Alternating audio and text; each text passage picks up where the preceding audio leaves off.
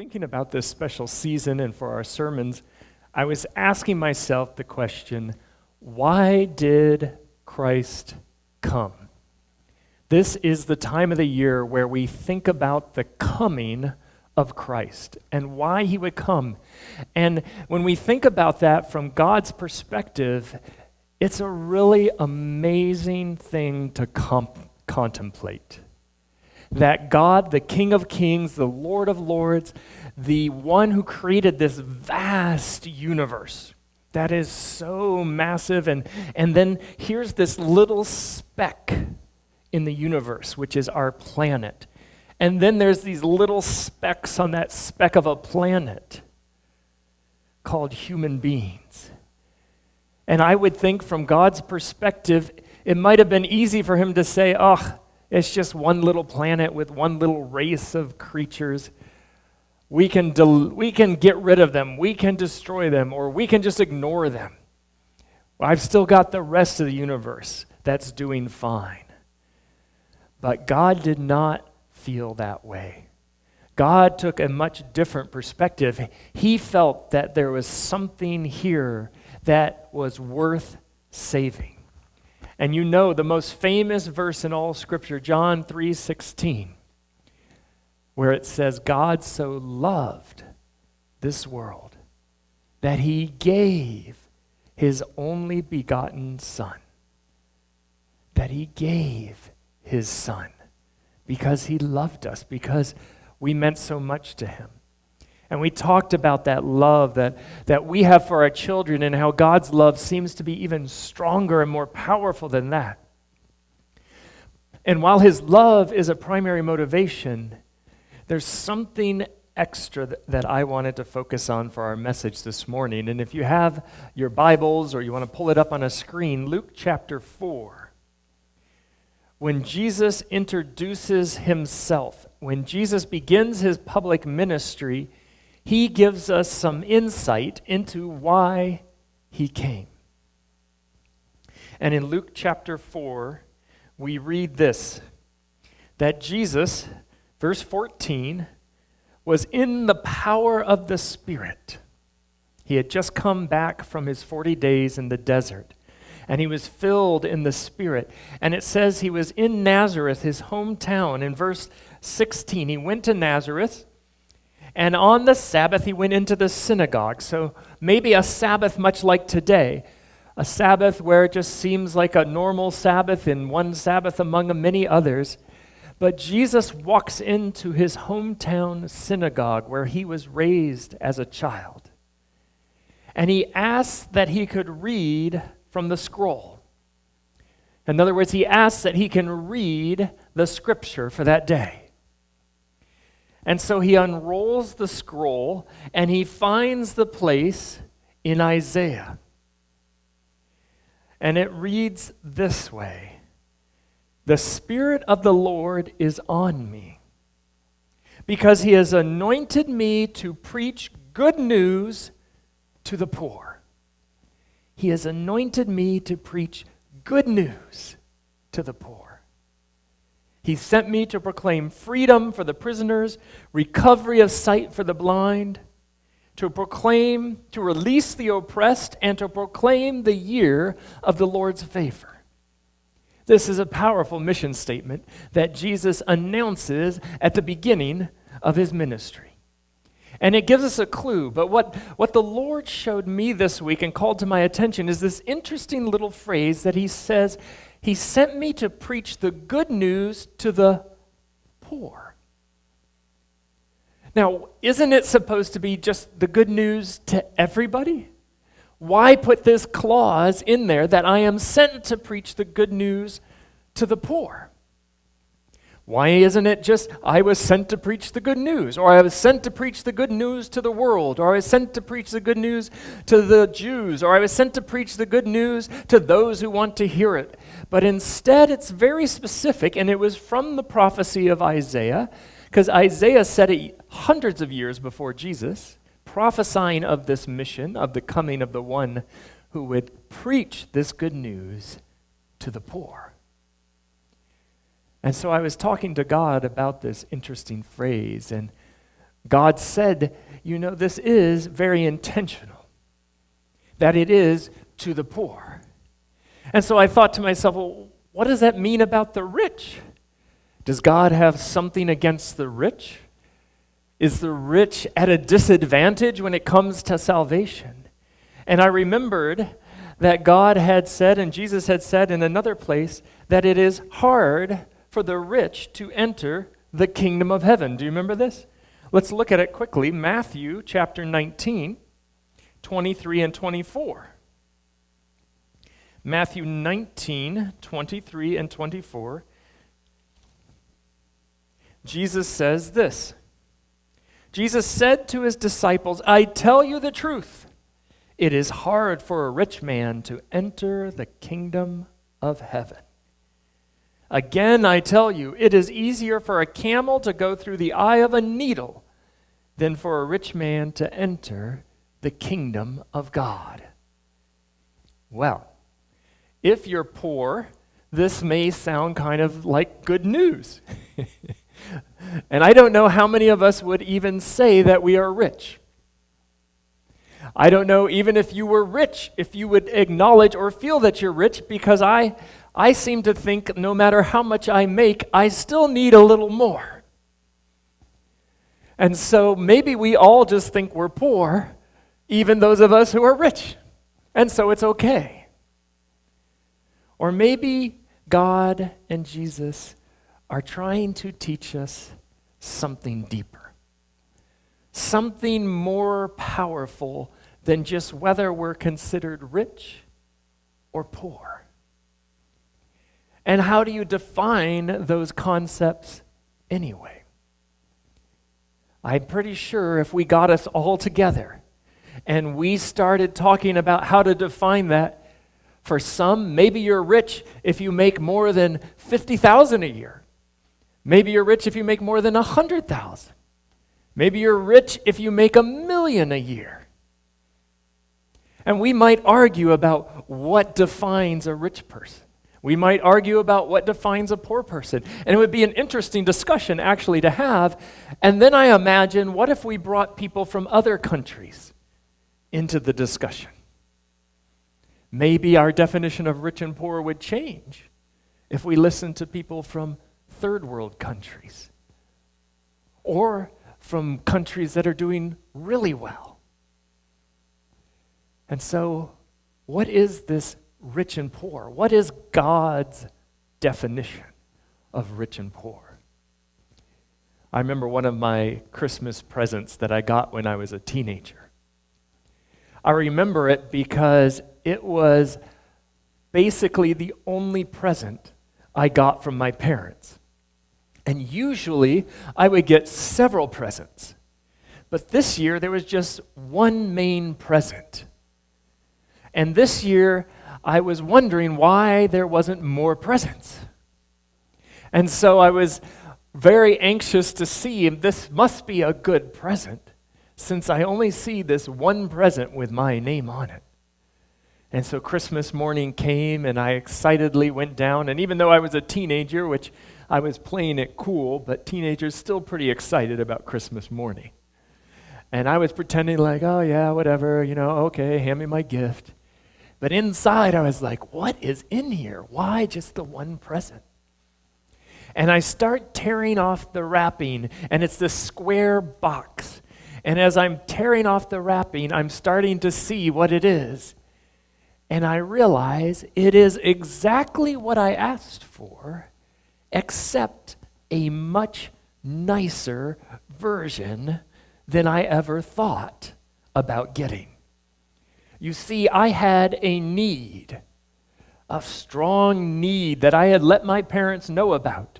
And my need was I no longer had a basketball. Something had happened. I don't even remember now, but something had happened to my basketball, and I didn't have one. And as a teenager, I lived for basketball. It was my life. Some of you have one of these in your home, one of these teenagers that live for sports. And I was one such thing. There was nothing I loved more than playing basketball.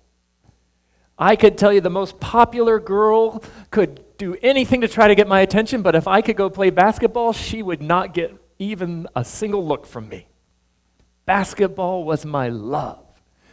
And I had told my parents what I wanted for Christmas was a new basketball because I needed it. I couldn't play without it. And I love basketball so much, this is a true story, I had 2 basketball hoops at my house. One at 10 feet, because that's what a basketball hoop is, and then one down around 8 feet so I could dunk and pretend I was an NBA player who could dunk on a 10-feet hoop. So I had 2, but I had no basketball. And when I opened this package that Christmas morning, it was a leather, top-of-the-line pro basketball.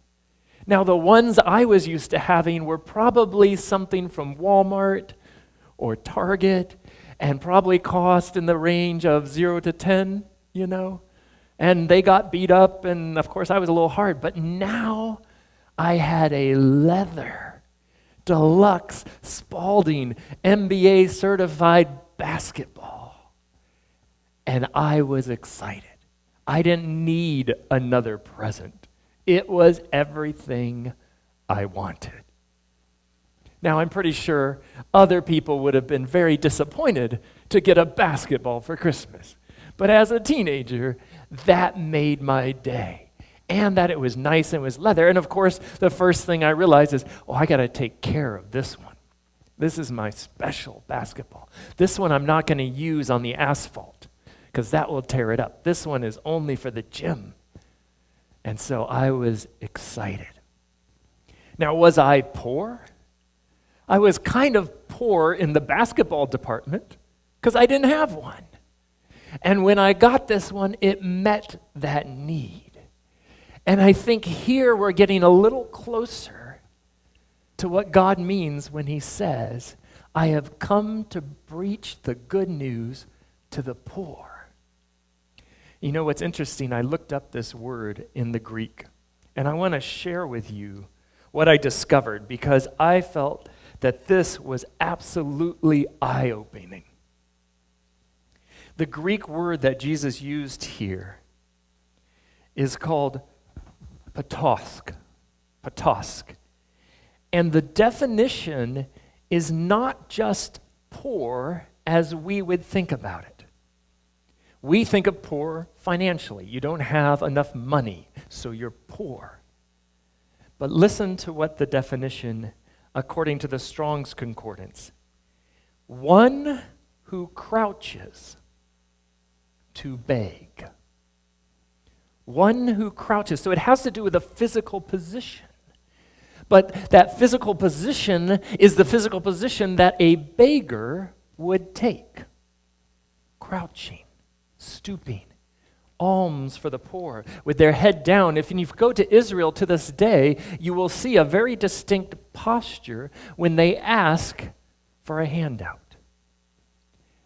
Bent over, hands out, not looking you in the face. By definition, the Strong's Concordance goes on to say, it is one who crouches or cowers, one who begs. The Helps Word Studies adds more definition in their lexicon, saying it means to be helpless as a beggar. Helpless as a beggar. Now we're starting to see why God says, I came to preach this good news to the poor. Why God says it is hard for the rich to enter the kingdom of heaven. Because what he's talking about is not your physical standing. What he's talking about is not your financial standing. What he's talking about is in the spiritual realm. In the realm of salvation, the gospel is for those who need it. For those who are beggars. For those who are looking for something that they haven't found yet. It is the basketball for those who don't have one. Because if you already believe you have a basketball, then you will not want a basketball. If you already have one, or if you have several, then it would be a terrible gift to receive. Am I right? And so Jesus says, what I've come to offer is for those who need it, those who want it. Those who don't need it, it has no value to them. You see, the poverty he's talking about is the recognition that I need something. The recognition that I lack something. That I need to be looking for something. I need to be searching for something. You remember Jesus put it another way. He said, ask and you shall receive. Knock and the door will be open. Seek and you will find. You see, all of the finding, all of the doors opening, all of the receiving only comes when it's preceded by someone needing something. Did you catch that? This is a crucial point to understanding the spiritual world and understanding the spiritual reality. And sometimes I think our spiritual lives are weak and insipid because we don't understand our need. I think sometimes we don't receive because we don't even know what to ask for. We think we have everything we need. Or we try to do it ourselves. We try to solve it ourselves. We think we have the resources. We have the answers. And God gets left out of the equation. And therefore he says, my good news is only for the poor because the rich will never want it. The rich will never receive it. The rich will never ask for it. The rich will never seek for it. The rich will never knock. And therefore it's of no value to them. You know, it's interesting, when I was doing more word study on this word for poor, in Thayer's Greek lexicon, it has this great line where it says that this word poor that Jesus intentionally chooses was always a derogatory term until, and I love this quote, Jesus ennobled it. Until Jesus added nobility to the word.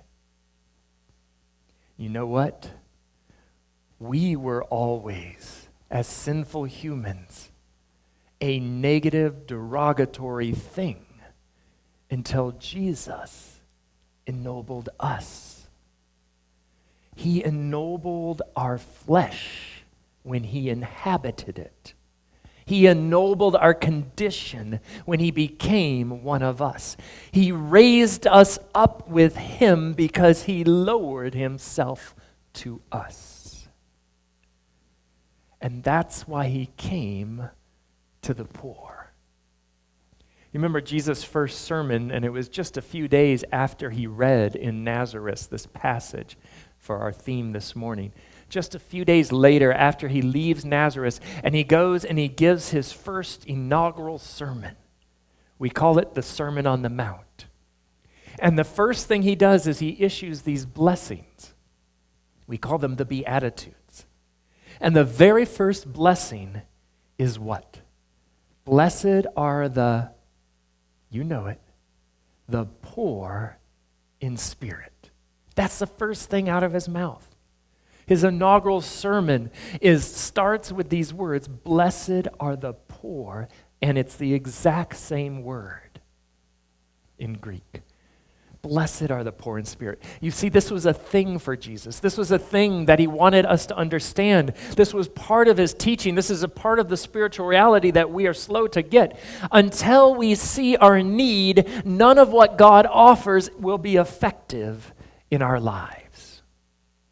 Until we see that we are spiritually poor, that we need him, We need His wisdom. We need His strength. We need His leading. We need His guidance. We need His comfort. We need His peace. We need His love. We need what He has to offer.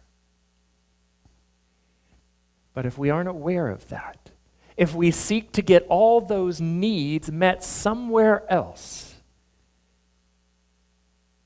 then it's no wonder our faith is lukewarm.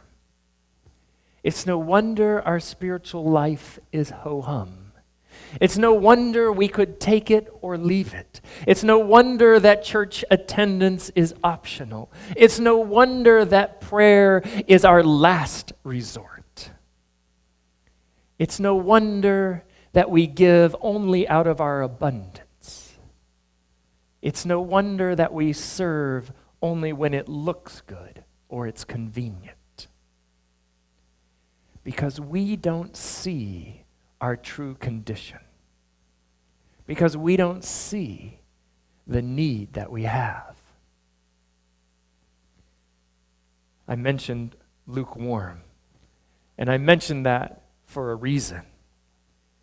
Because there's this interesting passage in Revelation chapter 3. And in Revelation chapter 3, we are reading about these 7 churches, and the 7th church is particularly interesting, and many commentators and Adventist scholars agree that these churches represent God's church and God's people from the beginning of the inception of the Christian church down to the last end times church. And that last church in Revelation is Laodicea. And Laodicea does not get any praise. It's one of the few churches that receives 0 praise from God.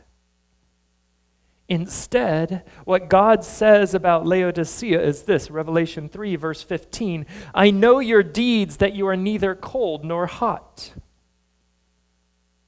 I wish you were one or the other. So because you are lukewarm, neither hot nor cold, I am about to spit you out of my mouth. For you say, listen to this, verse 17, don't miss this point. For you say, I am rich. I am rich. I have acquired wealth, and I do not need a thing. But you do not realize, listen to what God says here, you don't realize that you are wretched, pitiful, poor, there's that word again, blind, and naked. Wow. Ouch.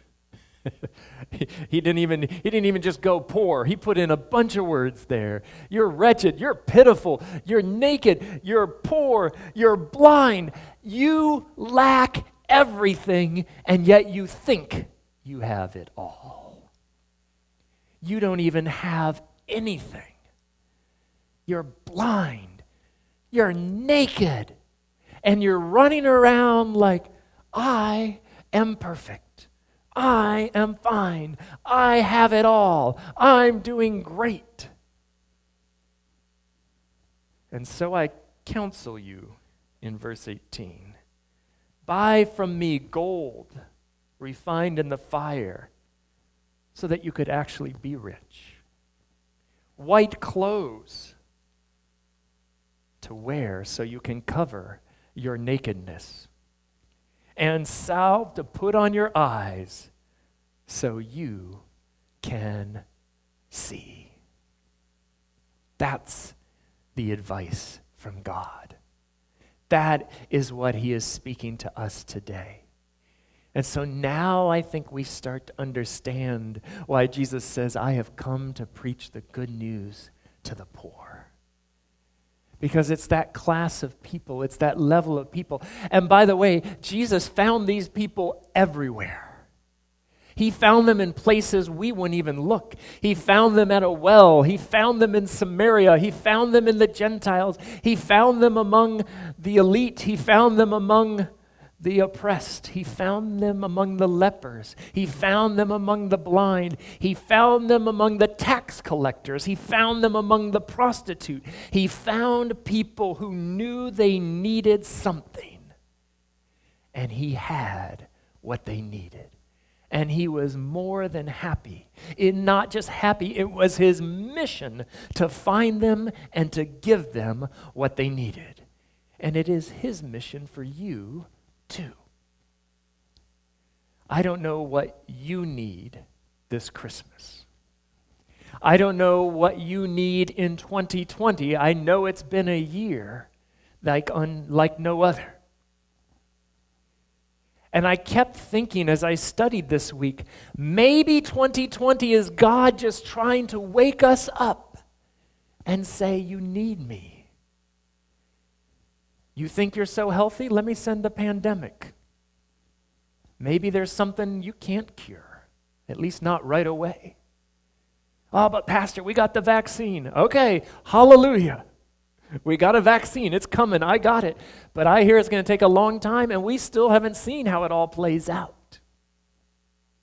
I think we still need God to help us on this one. You think your job will always be there? Wait till 2020 comes. Even worse, you think your loved ones will always be there? Many of us have lost people very dear to us this year. Where is your hope? What are you anchored to? What carries you through the storms? You see, 2020, I think God it's his wake-up call. It's his storm to say, you need more than this world can offer.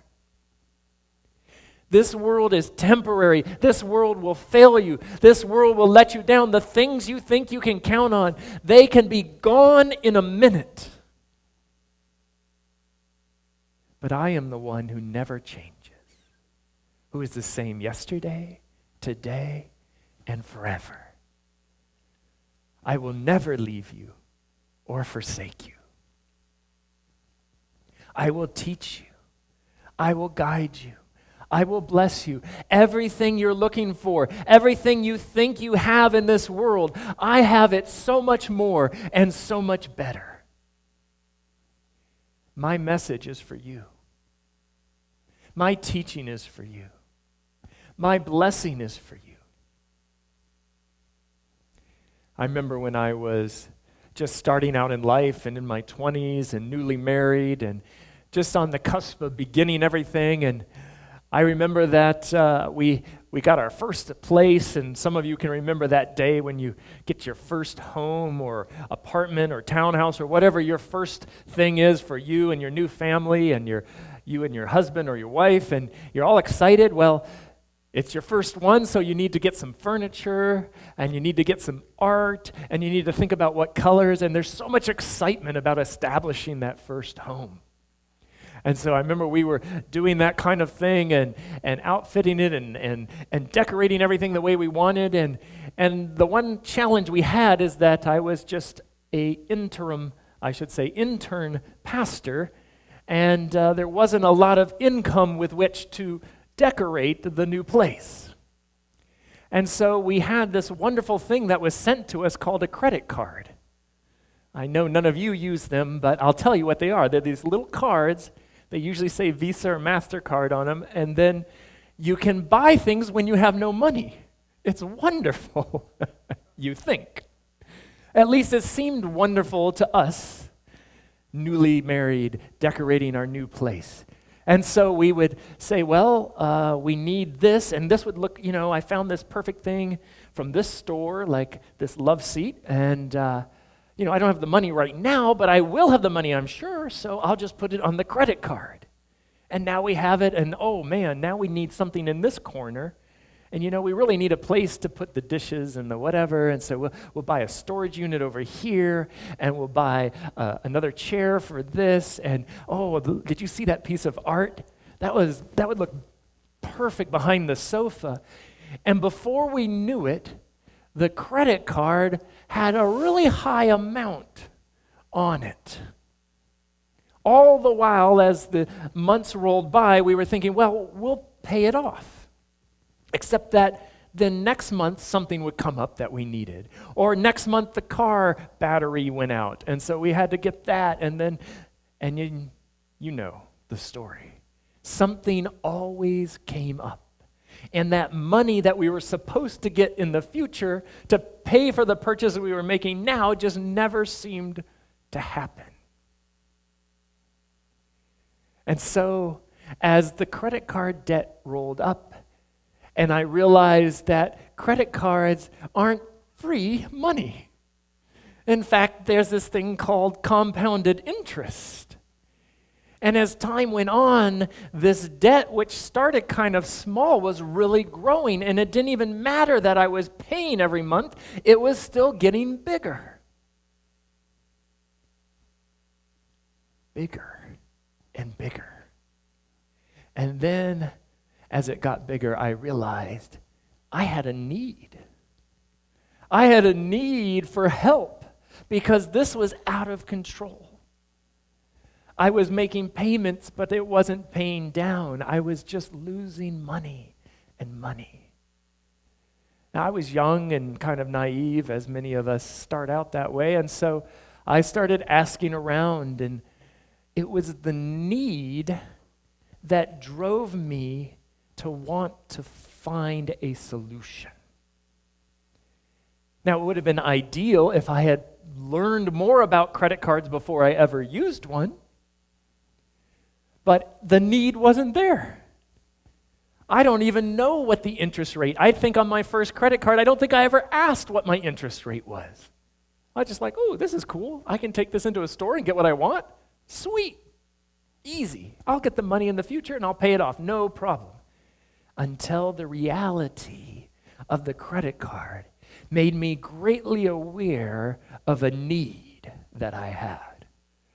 And that now I had a problem. Now I had a challenge. Now I had an obstacle and a problem I could no longer solve. The credit card had taken over my whole financial picture. So I started asking around. I started looking for a solution. I started becoming aware of my need for help. And luckily, there were wiser people in my life that gave me solutions and said, well, you know, you could probably take out this loan, which has a fixed interest, pay off the credit card, and then you'll just be paying that down, and that loan will actually go off. And so I was able to negotiate and pay off that credit card and get out from that thing. And you know what I did with that credit card? You know what this is?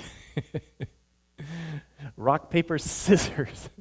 I cut it up because by the time I was done with that credit card, I was so mad at what I felt they had done to me. But it was my own lack of need, my own unawareness that I needed to be careful, that I needed to understand the credit card before I used it. And I think it's similar with God. We have a need, and there are things that we don't even know that He wants to teach us and show us, but we think we're fine. And we're using the earthly credit card, and our sin and our debts are mounting. And we're hurting others, and we're hurting this relationship, and we're hurting this person, and we don't even realize it because we think we're good, and it's just their problem anyway. When God wants to show you a better way, He came to teach you the good news. But you have to realize you need it. You have to be humble enough to come with open hands. You have to be willing to humble yourself as the beggar and say, God, I don't deserve it, but I am naked and I need that white robe. God, I don't deserve it, but I have nothing. Could you give me some of that gold? God, I cannot see clearly, but you have the eye salve that can fix my vision. I need you. So this Christmas season, as you think about Christ's coming, Think about how he came for the poor. He came to preach this good news to the poor. And that's you.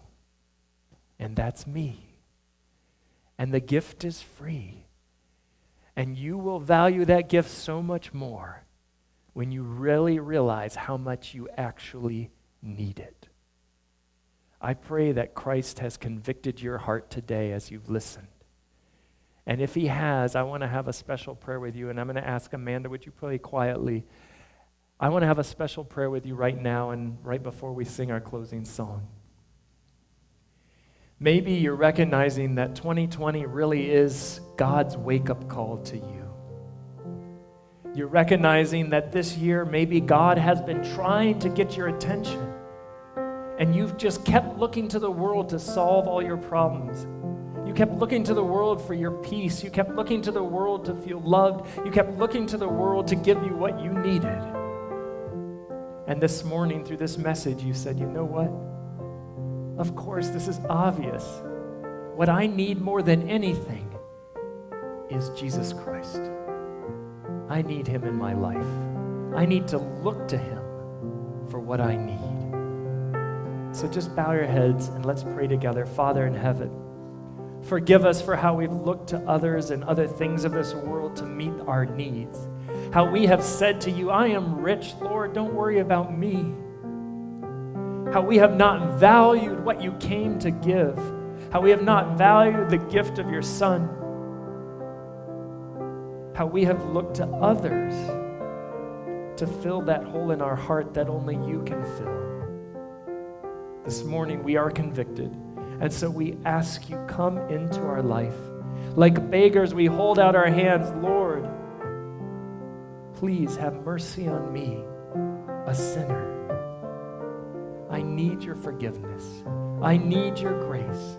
I need your salvation. I need your strength. I need your wisdom. I need your leading in my life. For you really are the greatest gift I could ever receive. Thank you, Jesus. In your name, amen.